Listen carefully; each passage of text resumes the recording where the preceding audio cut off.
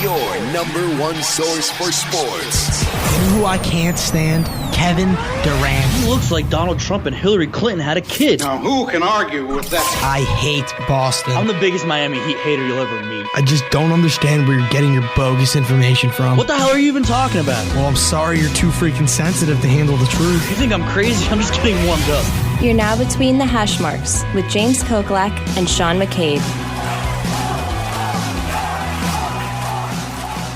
And welcome back to the latest and greatest edition of Between the Hash Marks. I am Sean McCabe. I am here by myself today. We're going to give you a short podcast. It's just going to be the DraftKings lineups and the picks against the spread. James had business that he had to attend to, but he did give his DK lineups. He also gave me his picks against the spread, so we will be going over both of those.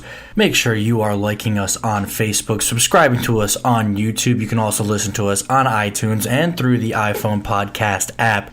But we're just going to get right into it today. Here is our DK lineups. Beginning with James's quarterback, he chose the big man himself, Aaron freaking Rodgers, 6,800. Great value play right here. You'll never see Aaron Rodgers cheaper than what you will see him as this week for 6,800 going against the Carolina Panthers. I took Tom Brady. Look, I know I just had my opening rant on Tom Brady, and I know a lot of people think that he's done and Father Time is starting to whoop his ass right now. But look, when everybody thinks that Tom Brady's done, usually the next game after that is when Tom Brady goes off. He's going against Pittsburgh, and he has 22 touchdowns to 0 interceptions against Mike Tomlin's Steelers. This is in Pittsburgh, but no matter what, I expect Tom Brady to have a huge game. He's averaging 21.2 points per game. Going into my running backs now, I took Alvin Kamara. He's 8,600. Yeah, super expensive, and yeah, the Jets are second in the NFL against opposing running backs,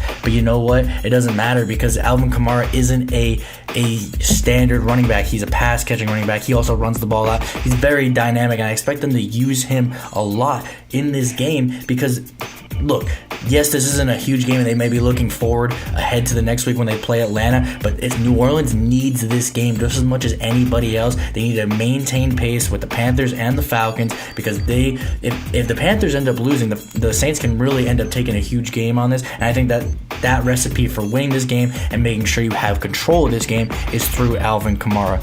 My next running back is Dion Lewis of the New England Patriots. You can get him for 5,400. And look, the Patriots use both their running backs, or all three of their running backs, I should say, in Dion Lewis, Rex Burkhead, and James White. James White really hasn't been getting the usage that he should be getting, and Rex Burkhead, he's just too expensive. He's 6,400. You can get similar value to Rex Burkhead with Dion Lewis for 5,400, a lot cheaper, a lot more practical, and expect Brady to be thrown to those backs because that's what he does all game, all season. Moving on into James's running backs. He has Kenyon Drake of the Miami Dolphins going against the Buffalo Bills. Kenyon Drake you can get for 5,800. Look, ever since Jay Ajayi was traded away, Kenyon Drake has been an absolute stud, getting 17.4, 17.2. He had a dud of 2.4, but then 12.7, 26.1, and then last week against New England, 27.3. He's been an absolute stud. Great value across the board here. And next with his pick, his next running back is Christian McCaffrey. You can get him for $6K going against the Green Bay Packers, and Green Bay is terrible against the run and terrible against pass-catching backs. They're 28th in the NFL. And Christian McCaffrey, he's been consistently solid all season. His lowest output this year was last week when he had 8.3. If that is his floor, give me Christian McCaffrey all day long. Now going into James's wide receivers, we have Jordy Nelson, we have Paul Richardson, and we have Robert Woods. Jordy Nelson is actually a player that James and I are sharing together.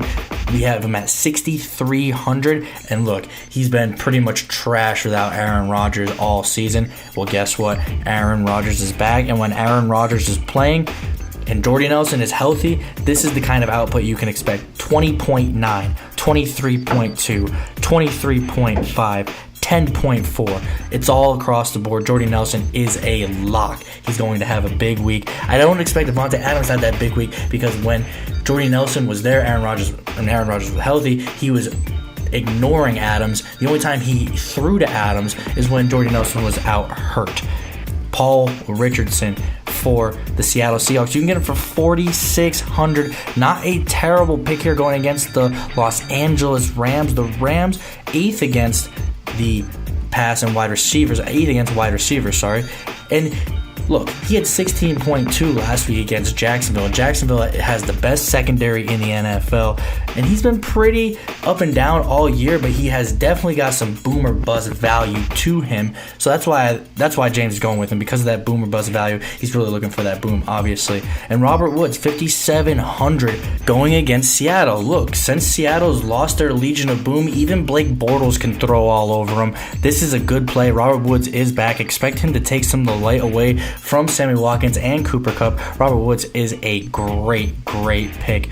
Now moving into my wide receivers, I already told you I have Jordy Nelson for 6,300. I also have Josh Doxson and Danny Amendola. Danny Amendola, you know I love stacking my QB with a wide receiver, and this is the wide receiver to do it for New England. Look, I know Chris Hogan is back, but he's not going to have that big game just yet. He's still a little bit banged up, so I don't blame him for not playing that well. Danny Amendola is going to be the guy. He's getting plenty of targets since all these injuries have happened. He's really stepped up. He had 13.6 last week, 6 receptions, 9 targets. He's doing really well against the bad defenses. And look, Pittsburgh, over the last month or so, have been one of the worst defenses in the NFL statistically by yards per play. Josh Doxson, this is honestly completely value play here. You can get him for $3,800. And look, there aren't many targets in Washington, and they're going against the Arizona Cardinals, and Arizona's traveling to Washington. And you know when Arizona's really good at home no matter what their record is, and they're really bad on the East Coast no matter what their record is. It's the same situation here. They're going to Washington. I expect Washington to have a big game. There's not many targets. I mean, there is Vernon Davis, but Josh Doxson is the main primary target. Now going into my tight end, going with Zach Ertz. You can get him for $6,000. And look, when this dude is playing, he is nothing but money. It's when he gets hurt that you need to watch out for. When he gets hurt, Trey Burton is the guy. I mean, Philly just loves their tight ends. I know Carson Wentz is down, but that is not going to matter because they're not going to change the offense for Nick Foles. It's going to be the same exact offense. And Zach Ertz, he's really good. He's the number 1 target on this team for sure. Now going into James's tight end, James has O.J. Howard. Yeah, that's right, the backup tight end for Tampa Bay. Honestly, I don't really agree with this pick that much at all. If you want a Tampa Bay tight end, I would suggest Cameron Brate, although I am a Cameron Brate homer. But O.J. Howard you can get for $3,000, so I understand why he wanted to do it. He wants to do it because so he can fill in a better flex spot. We'll be getting to that in just a second.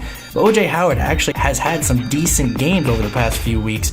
He had 14.4 last week. About 3 weeks ago, he had 14.2. And about 4 weeks before that, he had 27.8.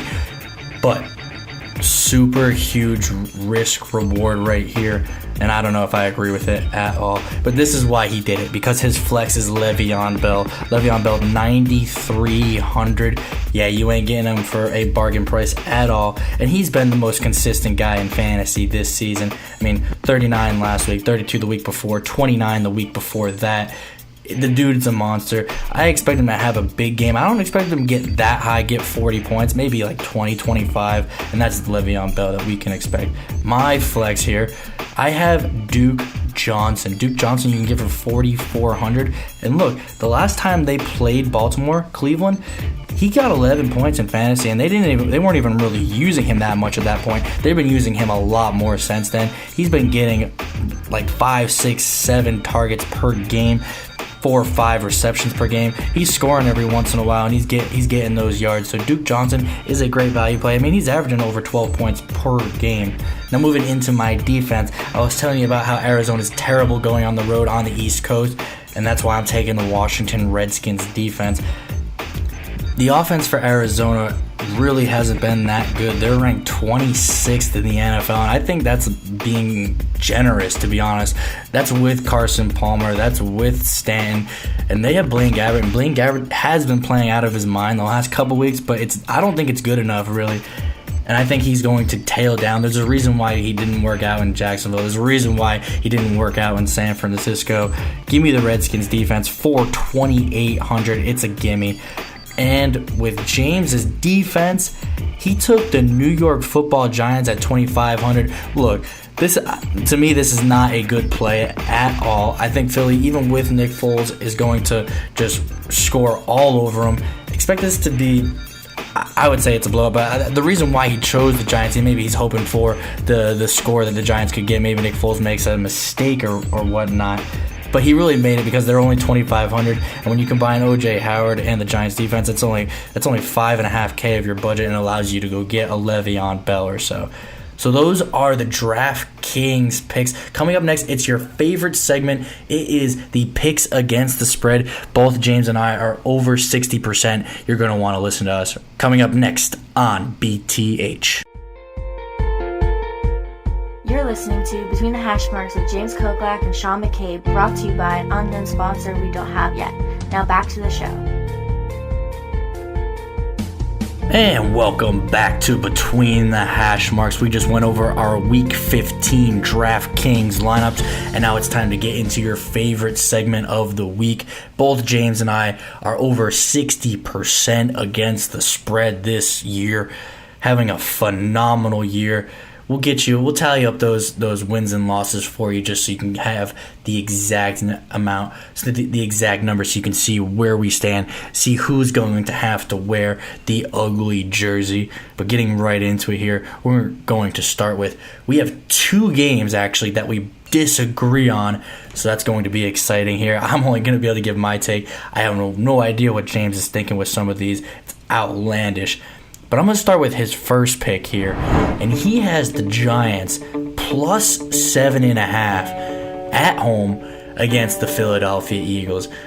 Now, I stayed away from this game because I don't trust Nick Foles at all, but I also don't trust the Giants. The Giants had a chance to come out last week and to show that, hey, we did not like McAdoo. We're all in on this new coach. We're all in on Eli Manning. We're going to back them up, and we're going to come here, and we're going to beat the Cowboys, our arch rival, and it's going to be awesome, and this is going to be basically our Super Bowl. And they laid an egg.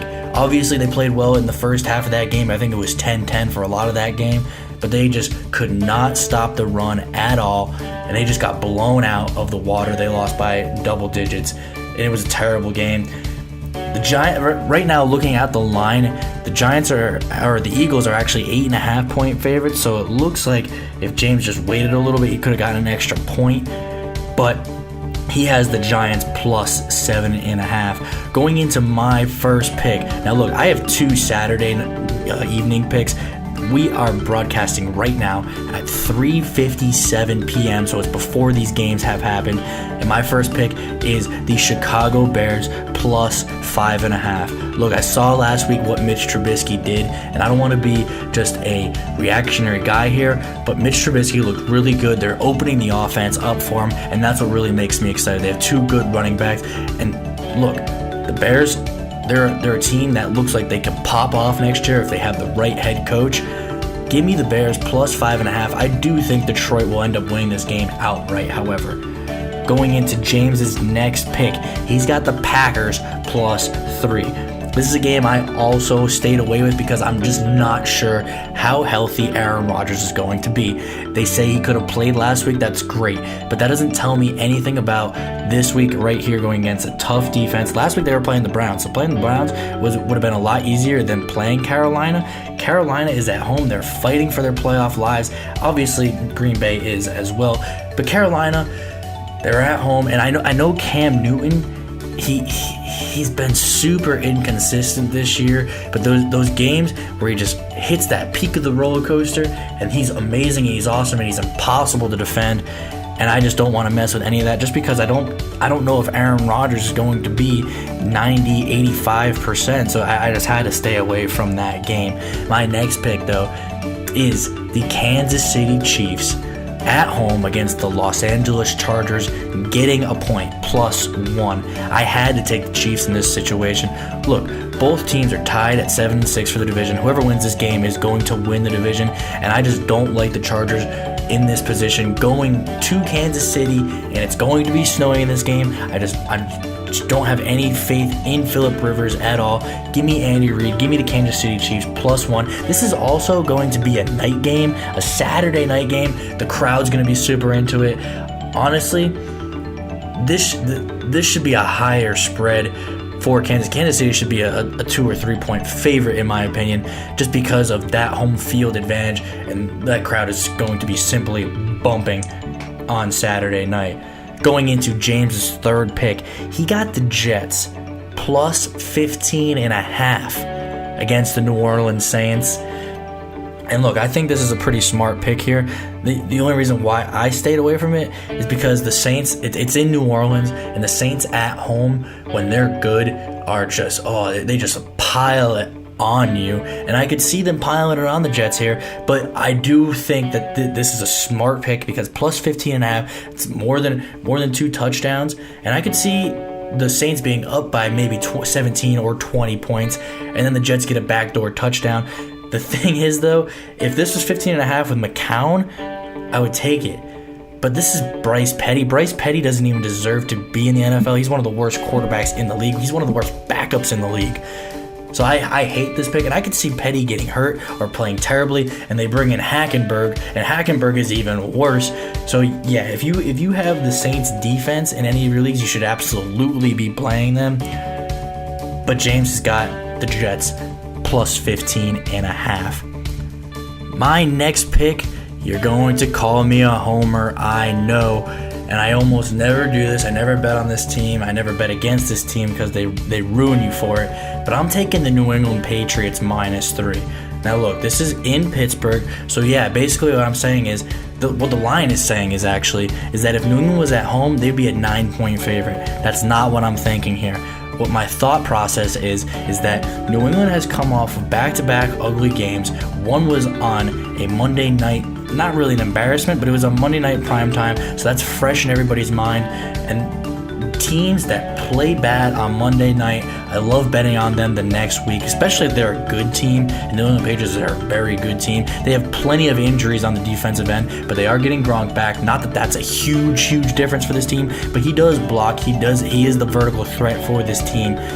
And Brady, I said it earlier in the show, Brady has 22 touchdowns against Mike Tomlin Pittsburgh Steelers and 0 interceptions. The Pittsburgh defense has been terrible, absolutely terrible over the last month or so. Trust me, they're on my fantasy team. I actually had to drop them because they were so terrible.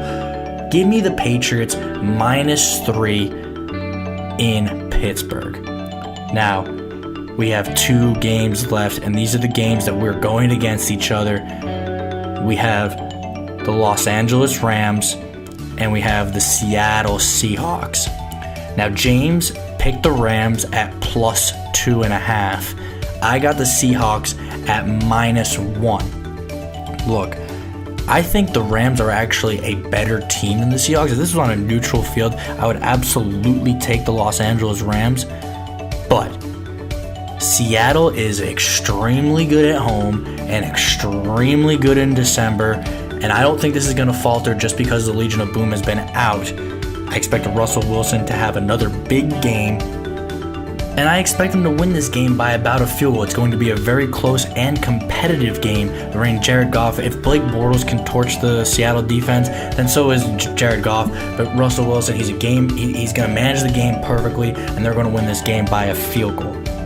Final game, Sunday night, Dallas Cowboys at the Oakland Raiders. James got the Dallas Cowboys at -3. I'm taking the Oakland Raiders at home +3. Look, this is a very unpopular opinion here, taking the Raiders, because everybody's all in on the Cowboys. They got Tyron Smith back. Dak Prescott's looking good. He's got the running game with Alfred Morris. They're only 1 game out of having Ezekiel Elliott to make that last playoff push. And Sean Lee is back. He's got some weird defensive statistics when he's not in the game. The Cowboys are one of the worst defensive teams in the NFL, but with him, they're like a top 10 team, so that's a little absurd. But look, Derek Carr has been really good this season when he has a running game, and the running game for the Oakland Raiders has really picked up. Marshawn Lynch seems like he's a new man after he got that suspension. And this is in Oakland, and they're giving Dallas -3. So they're saying if this was in Dallas, Dallas would be a 9-point favorite. I absolutely disagree with that. I think Amari Cooper, he's going to be back. Crabtree is going to be back, and Jared Cook, he's available as well. They're going to run the ball down their throat. They're going to take time off the clock, keep the ball out of Dak Prescott's hands, and the Oakland Raiders will come up victorious for the outright win. But I got them at +3.